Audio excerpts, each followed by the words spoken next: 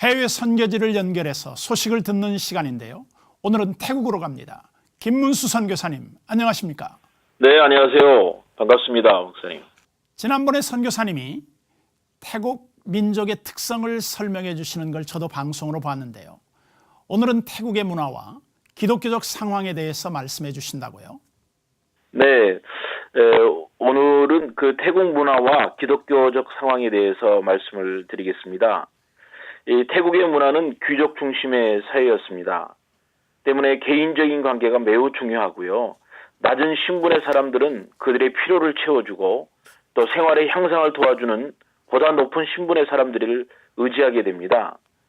예를 들면 태국 북부 최초 선교사인 맥길버리는 초기에 현지인들과의 접촉점으로 약을 나누어 주어서 당시 고질병을 치료하였고, 이로 인해 많은 사람들이 복음에 대해 관심을 갖고 예수를 믿었고, 나중에 그를 의사 닥터 맥길버리라고 부르게 되었습니다.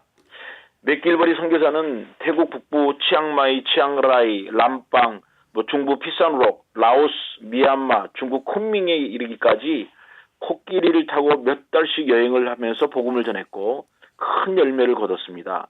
현재 치앙마이, 치앙라이가 태국 기독교인들 숫자 중에 가장 많은 지역이 되었습니다. 선교에 있어서 주고 베푸는 일은 중국에서 사역한 네비우스 선교사 표현대로 주고받는 관계로 모여진 신자들을 쌀 신자라고 표현하면서 물질에 빠진 기회주의 신자로 보는 시각도 있지만, 태국에서는 문화적으로 나누는 일을 사랑의 표현으로, 복받은 자가 그것을 나누는 것으로, 또 차후 세계에 대한 덕을 쌓기 위해 베푸는 것으로 생각하기 때문에, 물론 장기적으로 진행된다면 문제가 있을 수 있지만 초기 접촉점을 찾는 면에 있어서는 베푸는 선교사를 보면서 기독교에 대한 호의 내지는 좋은 감정을 갖게 됩니다. 그런 좋게 시작되었던 기독교 선교가 왜 현재까지 성장하지 못했을까요? 여러 가지 다양한 이유가 있겠습니다. 그런데 선교와 현지 문화의 접촉점이 중요한데요.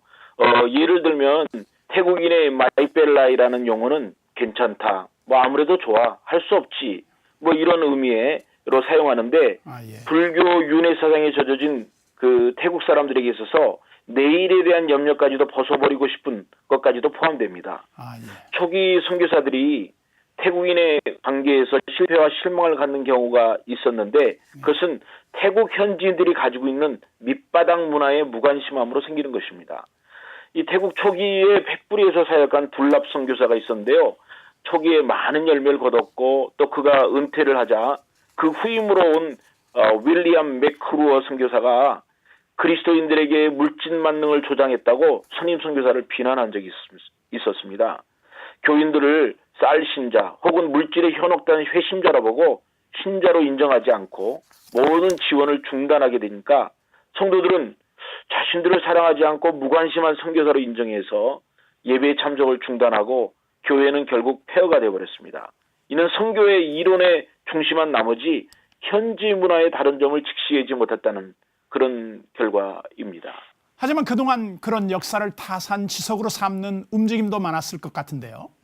예, 그렇습니다. 이 마이벨라이라는 예를 한번 다시 들어보면 마이벨라이에는 부정적인 요인만 있는 것이 아닙니다. 오히려 태국 현지인과 접촉점을 만들어내는 최고의 통로가 되고 짧은 시간 내에 그들의 마음속 깊이 들어가고 감동을 줄 수 있는 좋은 문화입니다. 뿐만 아니라 성서적인 면에서 적용을 해보면 성경에서 그리스도의 제자된 모습을 찾고 그 모습대로 살아가기 위해 그 전에 가졌던 나의 모습, 태국인, 한국인 이 길을 포기하는 마이벨라이로 하기로 하면 그들이 다시 하나님의 제자로 거듭나고 또 그들이 그 태국교회의 새로운 헌신과 그런 성장에 동역하는 것을 보았습니다. 교회의 성장은 아무래도 사역자들의 자세와 깊은 관계가 있습니다.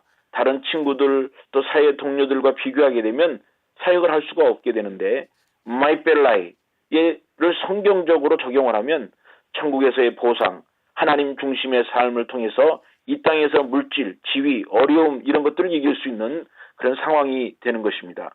실제로 저는 대학생 중심의 교회들을 젊은 대학생들을 통하여 세워가고 있는데, 이 젊은 대학생들이 자신들이 주님의 제자인 것을 확인하고 확신하면 어느 나라 어느 교회 못지않게 하나님 앞에 헌신하는 것을 경험하고 있습니다. 무엇이든지 포용할 준비가 되어 있는 태국민들의 민족성이 선교사님 말씀하신 것처럼 그리스도 안에서의 헌신과 인내로 변화되고 성숙되어질 수 있기를 기도하겠습니다. 오늘 소식 고맙습니다. 대단히 감사합니다. 감사합니다. 사와디캅.